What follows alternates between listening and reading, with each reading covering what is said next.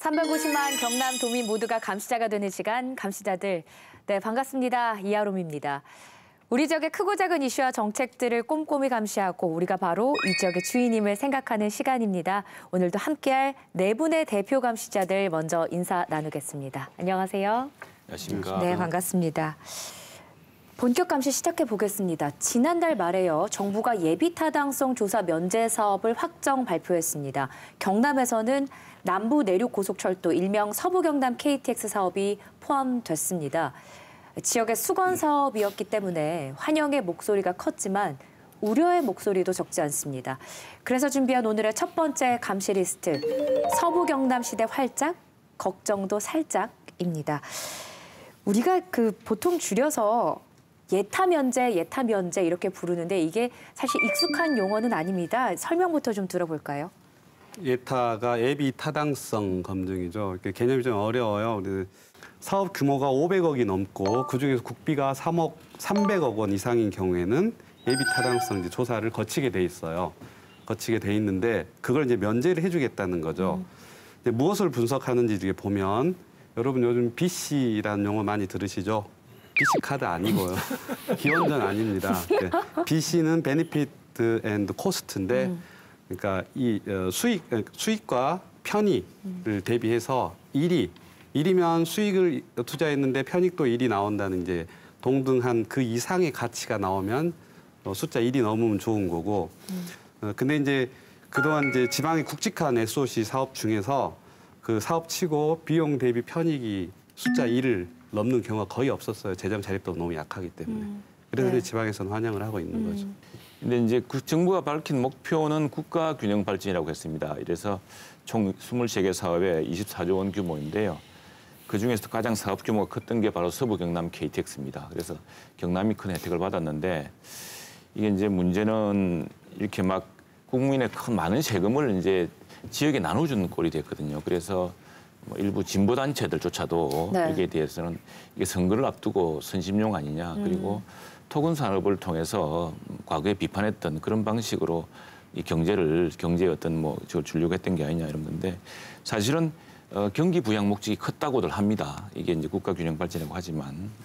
서부 경남 KTX라고 이제 표현을 하기도 하죠. 여기가 라인을 보면 이제 김천에서 출발을 해가지고 합천을 거쳐서 진주, 통영, 거제까지 총 172km를 잇는 이제 철도인데요. 이게 경부선하고 위에서는 맞물리면서 수도권에 거의 2시간대로 갈 수 있게 만든다는 그런 목표를 세우고 있는 것 같습니다.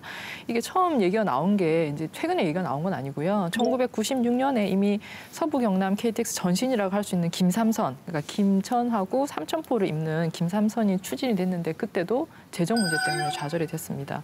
그러다가 2006년 제1차 국가 철도망 구축 계획에 바로 반영이 되었고요. 그리고 2016년 제3차 계획에도 반영이 됩니다. 그래서 정부 입장에서도 이게 굉장히 필요하다는 건 알고 있었지만 지금 계속 얘기 나오고 있는 것처럼 이제 경제성 때문에 계속 머뭇거리고 있었던 것이고 근데 예비 타당성이라는 게 이 조사의 이제 한계라는 게 여기서 나타나는데 철도 같은 시스템 산업 같은 경우에는 특정 지역에 기대서 특정인들을 대상으로 효과가 나타나는 것이 아니고 이 네트워크를 통해서 네트워크를 기대서 효과가 나타나고 또 네트워크 전체에 영향을 주는 그 산업이기 때문에 예비 타당성 조사의 지금의 원칙만 가지고는 판단하면 안 된다라는 비판이 계속 있어 왔고요. 그리고 지역에서는 이게 또 수건 사업이기도 했죠. 그래서 그런 비판을 받아들여서 이번에 이제 예타가 면제된 것 같습니다. 그렇다면 이 예비 타당성 조사가 면제됐다. 그럼 가장 쉽게 이게 의미하는 바가 뭡니까?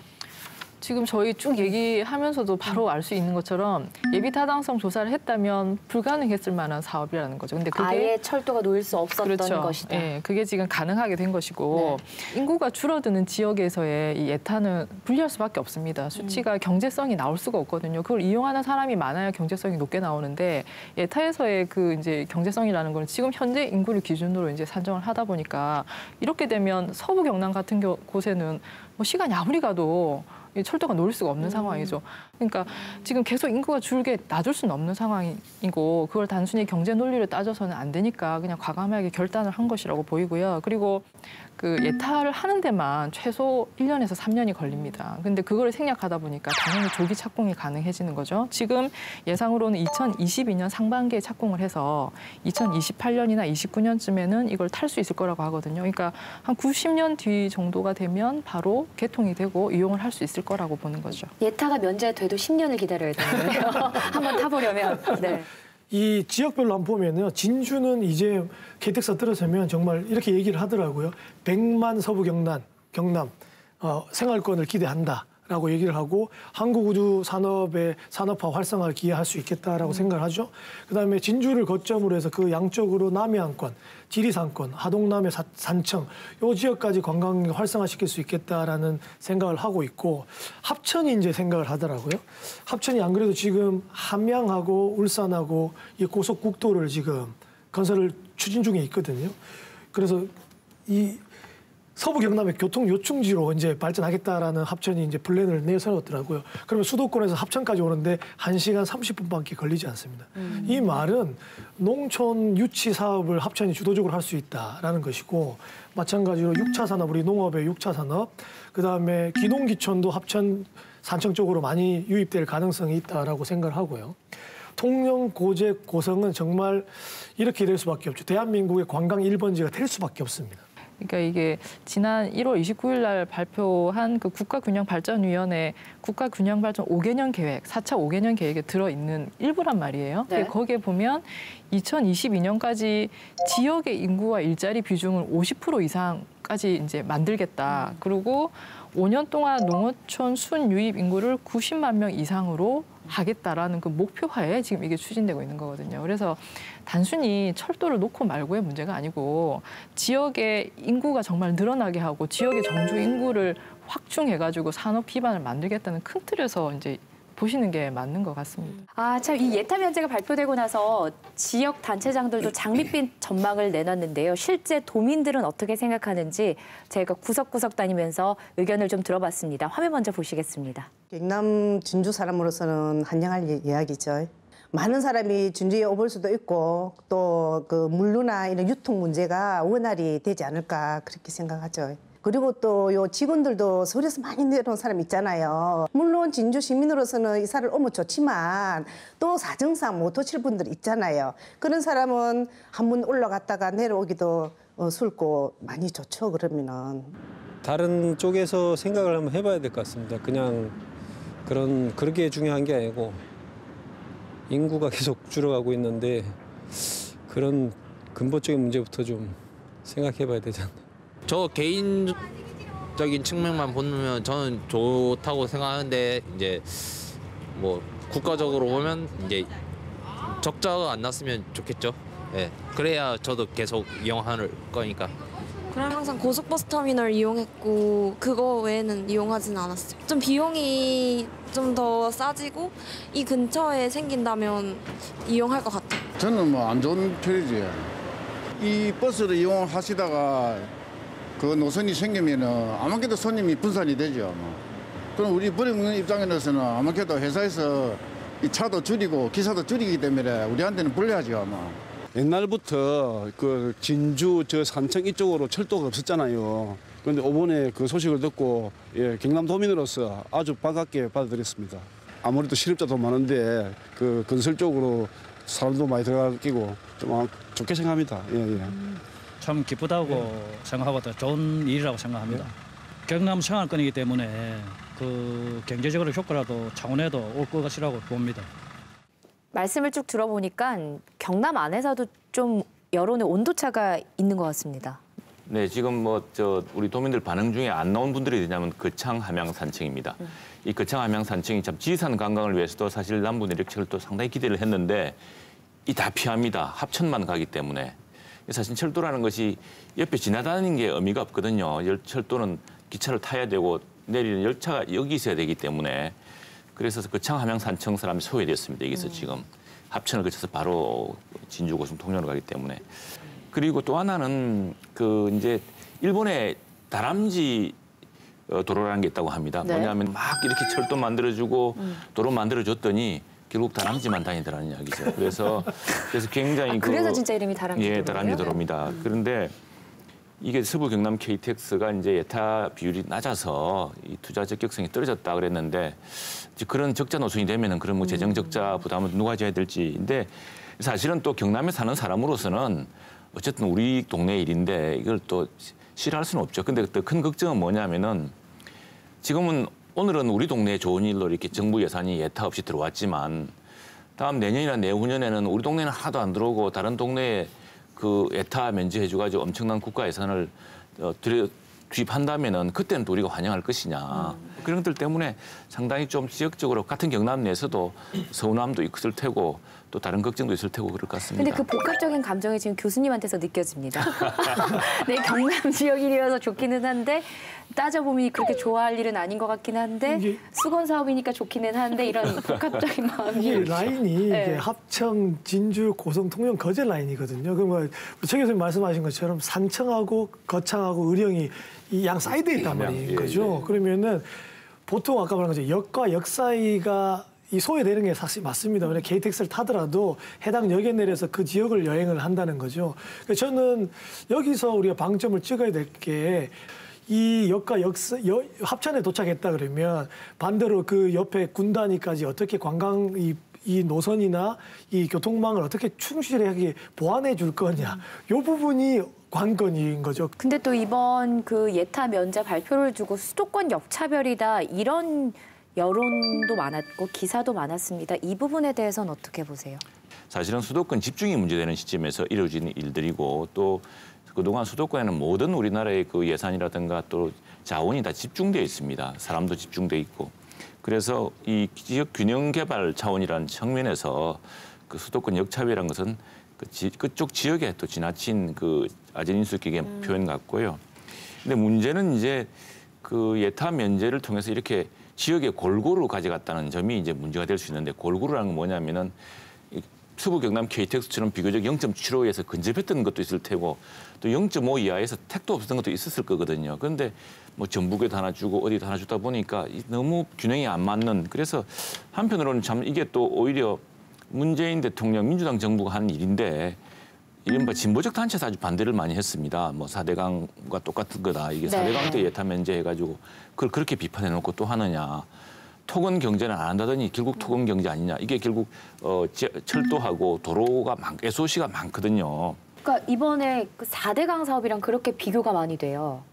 4대강 사업하고는 조금 저는 다르다고 생각을 하는 게 기본적으로 지금 그 SOC 예산이 되게 많이 들어가 있는 부분이 광역교통하고 물류만 확충하는 게 한 11조 정도고요.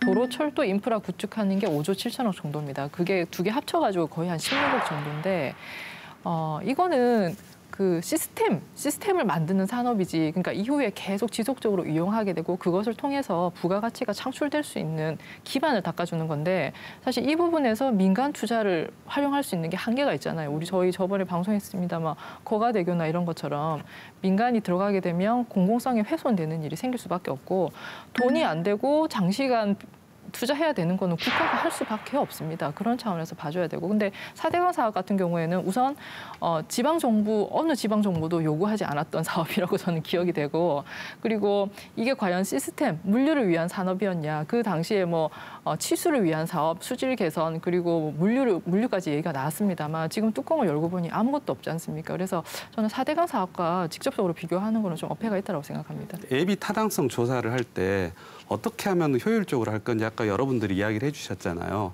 그냥 숫자 1 이상, 0.5 이상 이걸로 할 건지. 네, 그래서 외국 사례를 좀 보면 네. 이제 점전에 우리나라는 굉장히 정량적 평가에 집중이 돼 있는데 정량 플러스 정성 평가를 이제 보통 하는데 예를 들면 미국 같은 경우는 특수 목적 사업은 별도 기금을 조성해서 이게 돈을 투트랙으로 운영을 하거든요. 그런 이제 방법도 있고. 아니면 이제 지금 사실 국책 사업이긴 하지만 그 국비 지원만 예산 해줄 게 아니라 지자체 예산 집행권도 같이 줘가지고 책임을 묻는 거죠. 잘못하면. 그래서 지자체가 마구잡이식으로 신청하는 걸 제어를 할 수가 있거든요. 그렇게 하면. 돈은 우리가 주지만 집행권 너희 한번 해봐라. 하지만 나중에 책임도 묻겠다. 이렇게 이제 여러 가지 제어 장치가 있을 수 있습니다. 저도 이제 또 말씀하시면 이제 공사가 진행될 때 좀 걱정하는 부분이 우리가 거가대교 말씀을 했지 않습니까? 그때 교통 예청량 수요 잘못해가지고 감사원 네. 지적도 수용하지 않았고 했지 않습니까? 그리고 사대양 했을 때도 마찬가지고 건설 비리 상당히 많았었거든요. 이거 20조가 넘는 곳이고 23개 다 들어가 거의가 한 80% 이상이 지금 건설 SOC 사업이 많거든요.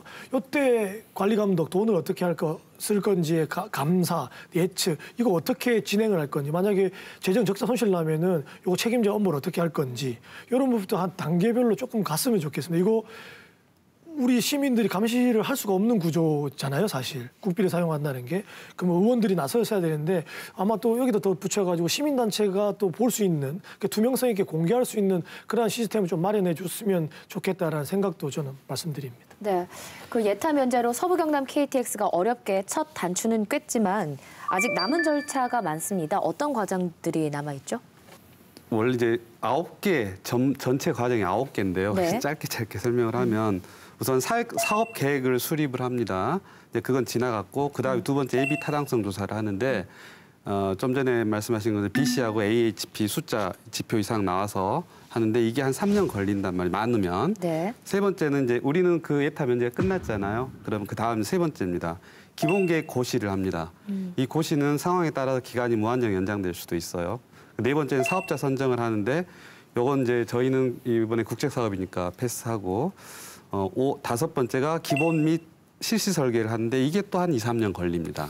그리고 여섯 번째는 시스템 설계 및 용지 보상을 합니다. 그러니까 그 설계하고는 또 별개죠. 시스템이라는 건 총체적인 프로그램을 짜는데 용지를 어떻게 얼마에 사고 이런 것들이 최소 2년 이상 걸려요. 그리고 이제 일곱 번째 공사를 하는데 아시다시피 5년 이상 걸릴 거고 그다음에 이제 시운전을 또 해봐야죠. 이상 없는지 6개월 이상. 그리고 개통을 하는데 SOC 도로 중에서 또 SOC 사업 중에서 철도나 도로 이런 것들은 최소 10년에서 20년이 걸려요. 그러니까 뭐 지금 저희가 샴페인을 터뜨릴 때가 아니고 지금 뭐 아직도 갈 길이 멉니다. 네, 쉽진 않겠지만 이왕 열릴 길이라면 활짝 펼쳐진 꽃길이면 좋겠습니다.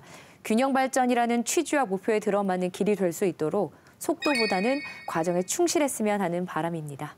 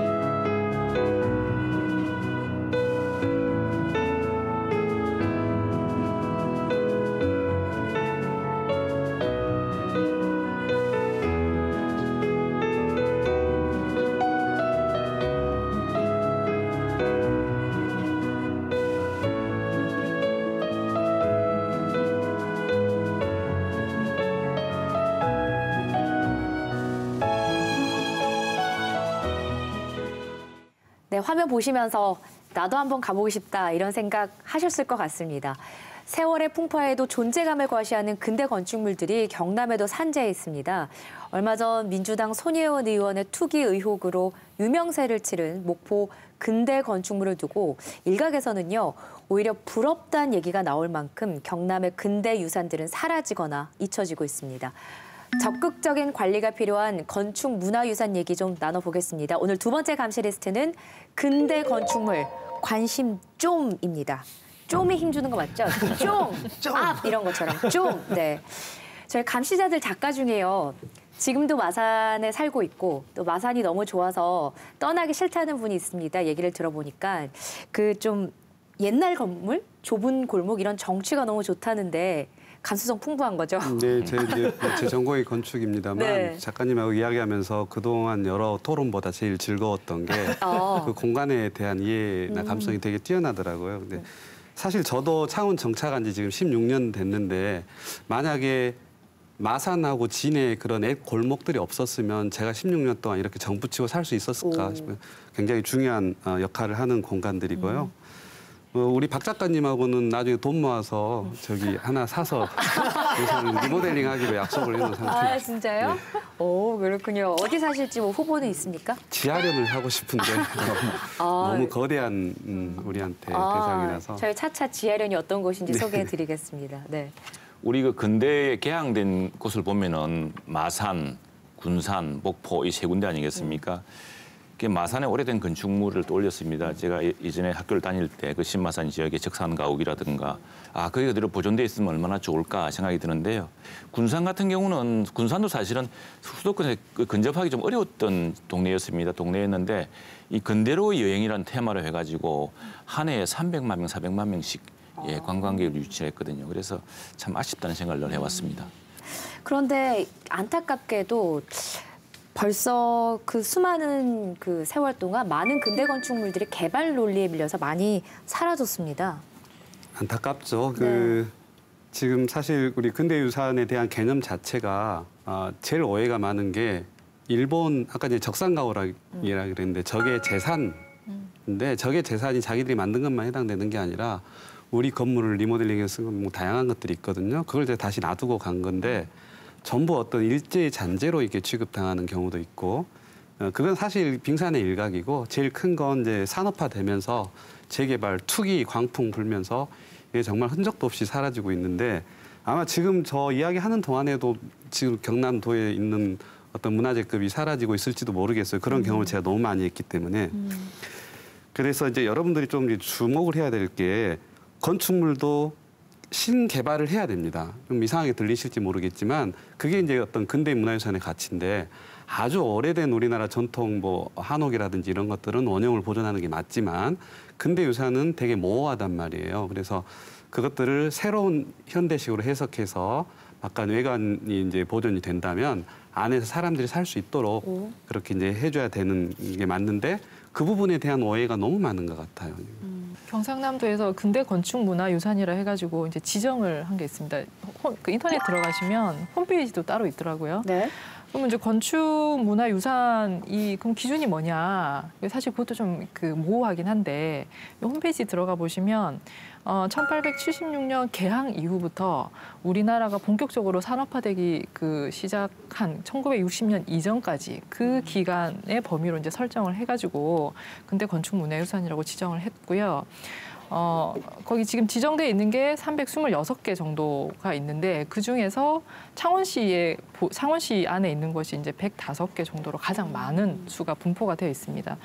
그 안에 들어가서 한번 보시면 이런 데도 있었나 주말에 한번 가볼까 싶은 곳들이 정말 많아요. 저는 이 방송을 준비하면서 방송 준비보다는 하다 보니까 계속 주말에 여기 놀러 가야지 이 생각이 계속 들던데 한번 가서 봐야지 이랬었는데 근데 이제 안타깝게 그게 오래된 건물들이나 가옥들이다 보니까 이제 약간 폐허가 되거나 많이 허물어져서 재개발, 이제 재건축 이제 범위에 포함돼 있는 건축물들이 많아서 이게 조만간 사라지지 않을까 하는 걱정이 들 수밖에 없는 건축물이 상당히 많았습니다. 네. 방금 그 홈페이지 제가 만든 거고요. 그래요? 3년 전에 전수조사를 해서 다 사진 찍고 홈페이지를 만들었고 홈페이지 개편 작업 중에 있는데 아마 지금 보실 수 있을 거예요.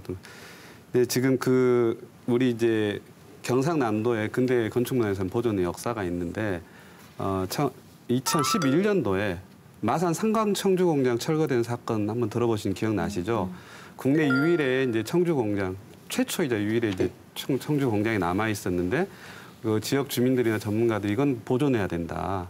이 청주공장 해놓으면 물론 일본 애들이 만들어 놓은 거죠. 술박물관으로 쓰든지 해서 뭐 일본 사람들 관광객들 오면 역사 교육도 시키고 호주머니에서 돈도 이제 수입도 올리고 이렇게 영리하게 활용을 하죠. 계속 이야기를 했는데 그때 이제 너무 이제 시끌시끌하니까 우리 그 당시 이제 시장님이 전문가 대동 없이 그게 이제 치명적이었는데 현장을 가서 봤더니 야 이게 무슨 문화재급이냐 이렇게. 그래서 이제 보존 조치 없이 시에서 철거한 게 아니라 사유재산이었기 때문에 네. 그 이후로 얼마 이후로 이제 철거가 됐어요. 근데 거기서 이제 아주 치명적이었던 게 그걸 시에서 실수한 게 5억이면 그 일대일 땅을 다 살 수가 있었어요. 근데 시에서는 어떤 논리였냐면 이걸 활용하고 할 돈이 없다 우리는. 우리가 주장한 건 5억을 투자해서 땅만 해놓자. 이건 우리 후세들이 돈 생기면 활용 방안은 그때 해도 늦지 않으니까 일단 해놓자 했는데 이제 그렇게 됐고 아이러니하게도 그 사건 때문에 시민운동이 이제 촉발이 됐고 그래서 이제 그때를 참 보면 지금도 이제 마음이 아픈데 중요한 건 그 이후로 경상남도에서도 전수조사하고 창원시에서도 근대문화유산 전수조사에서 활용 방안, 제독 장치 보고서 다 만들었어요. 만들었는데 그 만든 이후에도 진해에 있는 그 일본식 우리나라 유일의 일본식 사찰 덕한 간음사가 여기서 보존하려고 한다는 소리를 듣고 이거 철거해 버렸고 그다음에 베델교회라고 우리나라 그 결핵 환자들이 마산에 직접 돌로 쌓아가지고 만든 교회가 있는데 그것도 철거되고 저희가 이제 스탑해가지고 지붕만 간신히 살려놓은 상태고 열거하기 힘들 정도로 그 순식간에 많이 사라졌어요. 이미 대책이 나왔는데도. 근데 저도 이 방송 준비하면서 그 많은 그 근대 건축물들 사진을 봤는데 아니 그 관광자원 하는데 이게 정말 제대로 된 관광자원이었겠구나라는 생각이 들었고 삼광청준 여러분 꼭 검색하셔서 한번 보시면 이렇게 멋있는 게 없어졌다니 하는 생각이 드실 겁니다. 근데 문제는 아직까지도 보존 가치는 뛰어나지만 개발 논리에 밀려서 또 재개발 구역에 포함이 되면서 사라질지 모르는 그런 건축물들이 이곳에 많다는 겁니다. 최유리 PD가 직접 찾아가 봤는데요. 보시겠습니다. 올해로 개항 120주년을 맞은 마산항. 오래된 도시답게 곳곳에서 유서 깊은 건축물을 만날 수 있는데요. 일제강점기 독립운동을 탄압하며 악명을 떨쳤던 일본 헌병분견대가 대표적인 근대 건축물입니다. 통술거리 뒤편 한적한 도로, 식당 하나가 눈길을 끄는데요. 창원시가 근대 건조물로 지정한 김찬호 가옥입니다. 일본식과 러시아식이 섞인 가옥은 성당과 병원을 거쳐 현재는 식당으로 쓰이고 있습니다. 그리 많이 불편한 건 없고 또 손님들이 하면서 옷이 고풍스럽다 하니까 어떨 때는 또 기분도 좋고. 마산항과 인접한 신마산 일대에는 드물게 일본식 가옥이 남아 있습니다. 세월의 두께만큼 낡은 집에선 여전히 집주인이 살고 있습니다. 다다미가 지금 유지되고 있고. 네, 이제 요 2층에. 들면은 집이 있어요. 그 다다미. 여기도 있고. 집주인은 근대 건축물의 가치를 얼마나 알고 있을까요? 직접적인 받은 건 하나도 없어요. 그럼 관련한 얘기를 들으신 건 있으시고요? 그냥 건너서 들은 적은 하여튼 등재되어 있다는 거는 들었어요. 인근 골목길, 무성한 나무에 둘러싸인 지붕이 예사롭지 않습니다. 일본인이 세운 전기회사 이란와사의 사장 사택으로 지어진 집입니다. 본체는 사람이 살지 않은 지 오래된 듯 빈집으로 방치돼 있습니다. 게다가 주택 재개발 구역에 포함돼 언제 헐릴지 모르는 상황. 주민들은 이 집을 어떻게 생각할까요?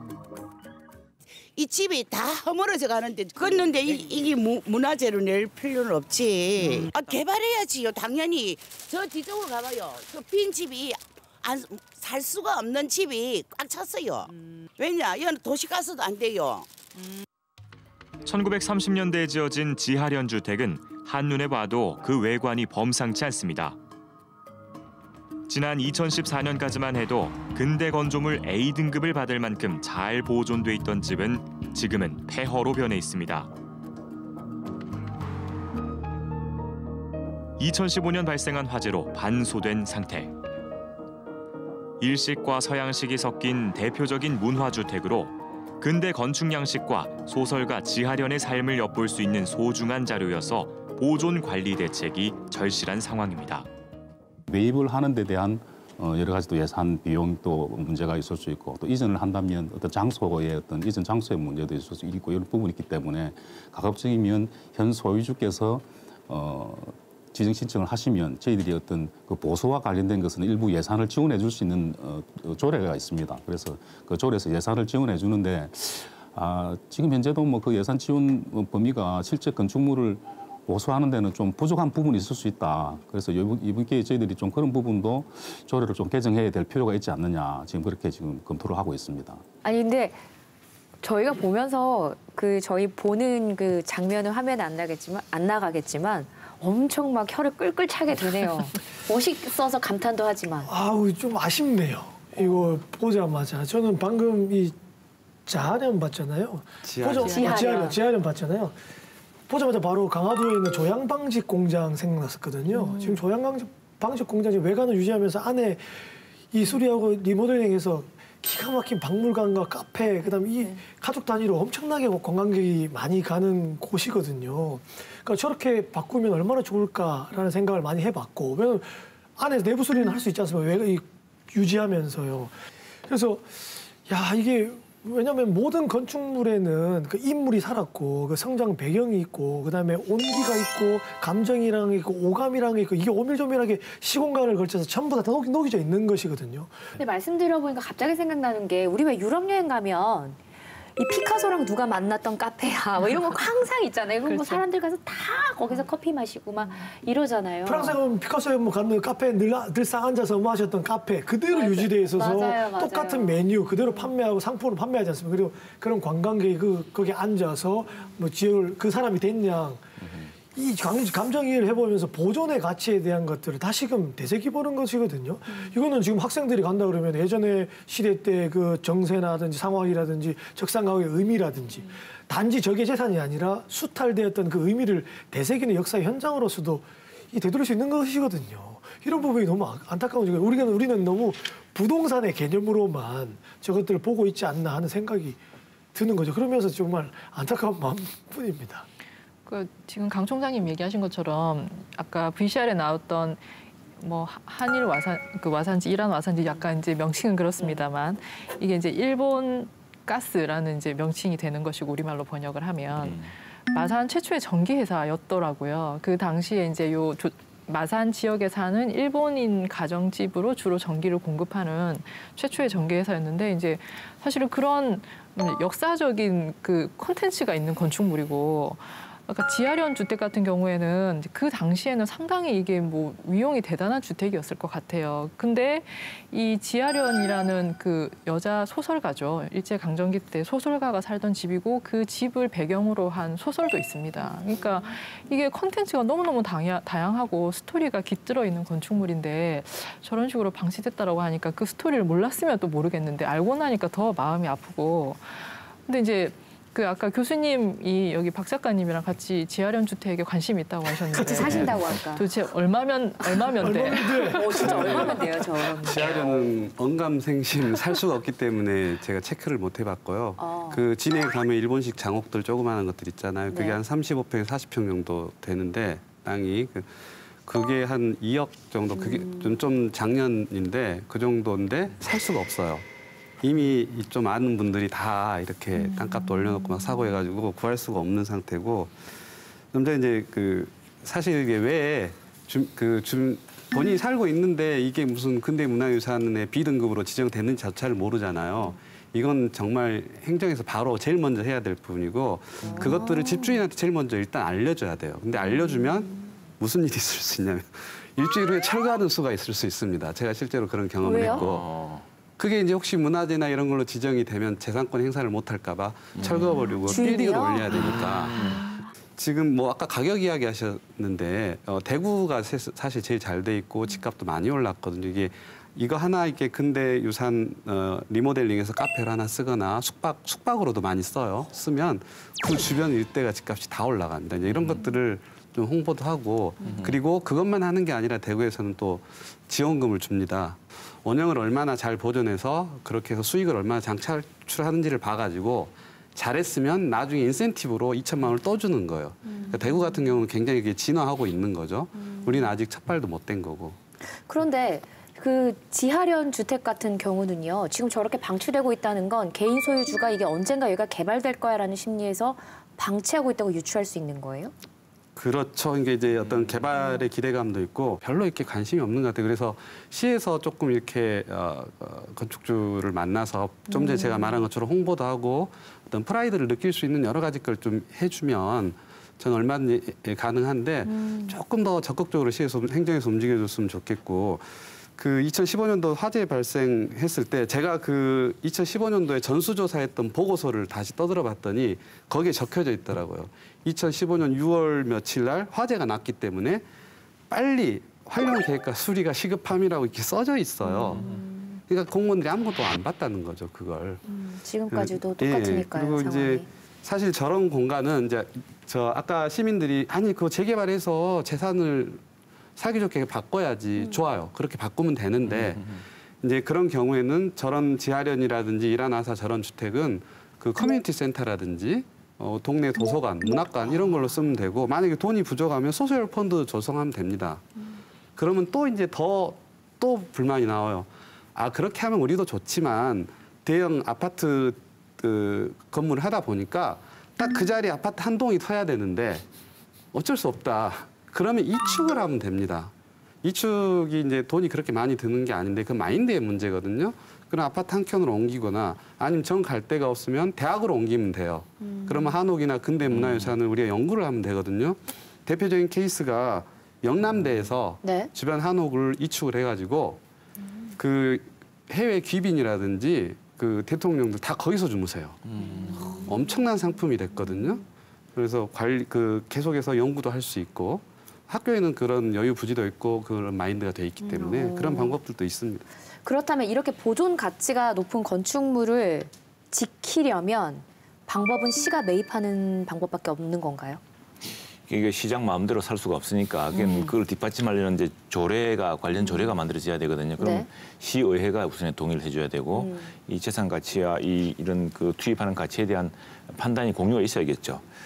그래서 이제 이 시재원을 투입하는 문제이기 때문에 뭐 시공무원이 아무리 이 마음이 있거나 시장에 관심이 있어도 되는 문제는 아닌 것 같고 그 조례를 만들기 위한 우선 시의회 차원의 노력도 또 필요합니다. 그리고 또 모든 이런 그 근대 문화자산을 공적 재원으로 다 투입하는 게 또 맞는지도 한번 찬찬히 검토를 해봐야 되고 근데 그 내셔널 트러스트 같은 걸 보면은 이게 사람들이 이제 돈을 모아서 보존 가치가 있는 그런 뭐 공원이라든가 뭐 이걸 하는 경우도 있거든요. 창원에, 마산에, 진해에 이렇게 뜻 있는 시민들 또 교수님이라든가 변호사님이라든가 이런 분들이 나서셔서 이런 트러스트를 만들어서 그 어떤 부분은 이렇게 해서 더 멋지게 왜냐하면 또 공무원들 또 공적 자금이 들어가면 그 제한이 또 많습니다. 근데 만일 이런 트러스트 같은 형식의 시민들 트러스트 형식으로 들어가게 되면은 더 풍부한 상상력으로 더 풍부한 또 개발을 또 새로운 보존과 함께 더 멋지게 활용할 수 있을 테고 그래서 뭐 다양한 방안들을 생각해봐야 될 것 같습니다. 네. 당연히 교수님도 투자하실 거죠. 네네. 어디요? 지하련이요? 빼시면 안 됩니다. 네. 말을 못 빼시겠는데요. 그 삼강 청주가 헐릴 때 사실 이게 굉장히 이제 지역 사회에서도 충격이 컸습니다. 그래서 그때 이후로 이제 시민 활동도 어느 정도 생기기 시작했고. 그리고 그 이후에 이제 기초위원이 발의해서 창원시 조례가 하나 만들어졌어요. 근대 건조물 보전 및 활용에 관한 조례인데 지금 이 건축물 자체를 매입할 수 있는 근거를 만들어 놓은 상황은 아니고요. 아직까지는 이렇게 근대 건조물로 이제 지정이 되면 보수를 할 때 시가 지원을 해줄 수 있는 근거를 만들어 놨습니다. 그래서 개인이 한 70%를 부담하고 시가 30% 부담할 수 있는 근거를 만들었는데, 근데 이 지원 금액의 한도액이 1회에 한해서 3천만 원밖에 안 되는 거예요. 근데 저도 주택에 살아봐서 압니다만 한 번 손대면 1,000만 원, 2,000만 원 그냥 나가거든요. 그래서 이 3천만 원 1회 지원해 준다라고 해서 이 건물 소유주가 굉장히 그 건조물로, 그러니까 근대 건축물로 지정된 걸 환영할 수준은 전혀 아닌 것 같아요. 그런 것보다는 재개발 돼가지고 뭐 아파트를 분양을 받는다든지 그렇게 하는 게 당장의 경제적으로 따지면 훨씬 이득이 있는 상황인 것 같습니다. 네. 그때 2013년도에 이 조례 처음에 초안 만들고 할 때 결국에는 이옥선 의원하고 이혜련 의원이 발의를 해서 이제 했는데 지금 이제 바꿀 때가 됐어요. 관계 조항이 아까 말씀드린 것처럼 너무 없어서 예를 들어 집주인한테 이렇게 뭐 보존하도록 권장한다. 어느 누가 그 말을 듣겠어요. 그래서 조금 더 세분화시켜서 금액도 방금 변호사님께서 말씀하신 것처럼 더 상황에 따라서 이게 상업지역인지 주택인지 상업 활동을 해서 뭔가 영리를 발생시킬 수 있는 지역에 대해서는 좀 더 다른 차원의 어떤 지원이라든지 이런 것들을 세분화시켜서 조례 강제 조항과 채찍과 당근을 적절히 섞어서 개정할 때가 됐습니다. 지금. 근데 아까 화면에서도 봤지만 이렇게 제3자로 봤을 땐 멋있고 우아하지만 만약에 거기 들어가서 산다면 엄청 덥고 엄청 춥고 수리하고 싶은데 또 4분의 1 이상은 수리하면 안 되고 이런 것들이 일반 개인의 소유주의 입장에서는 좀 짜증나고 이게 무슨 의미가 있나라는 생각이 들 법도 해요. 그렇죠. 그 소유주의 뭐 인식을 탓할 수는 없고요. 우선에 이걸 뭘 잘 보존한들 밥이 나오는 것도 아니고 정말 상을 주는 것도 아니고 자꾸 뭘 간섭만 하려고 하니까 그래서 이런 인식 개선을 소유주한테 자발적으로 요구하기는 어렵습니다. 그래서 이 재산이 그 건축물이 그렇게 중요한지 그걸 충분히 이제 이해할 수 있도록 설명도 해줘야 될 테고요. 또 그리고 그걸 그렇게 잘 보존함으로써 이게 오히려 더 보존 가치와 재산 가치가 높아지겠다고 하는 그런 당근책도 제시되어야겠죠. 이게 이제 시당국이나 시의회도 노력해야겠지만은 어떤 지금 이미 이제 교수님처럼 노력하시는 분들이 계시니까 어떤 트러스트라든가 또 시민들의 소셜 펀딩이라든가 이런 걸 통해서 그 건축물 소유주에게 자부심, 이게 우리 선대로부터 물려받은 재산인데 이게 굉장히 이게 중요한 우리 지역의 유산이다라고 하는 자부심도 심어주고 또 그걸 그렇게 유지할 만한 그런 어떤 물질적인 실제로 약간의 보상도 있어야 될 것 같습니다. 또 한 가지 저는 이 건축물들이 예를 들어서 그냥 박물관이라든지 이런 식으로만 개발이 되면 그 안에 사람이 실제로 살지 않고 부대끼지 않으면 저는 건축물이 거의 반은 의미를 잃는다고 생각하거든요. 실제 지금 살아 숨쉬는 건축물처럼 활용될 수 있도록 그런 방향으로 좀 이걸 개발해 주셨으면 좋겠고 그리고 저는 저희 집을 이제 제가 개인적으로 집을 지어서 이제 살고 있는데 그때 집 지을 때 뭐 관련 책을 굉장히 많이 봤어요 나름. 근데 한 가지 되게 재밌었던 사례가 일본의 교수님 안도 다다오 맞나요? 유명한 건축가.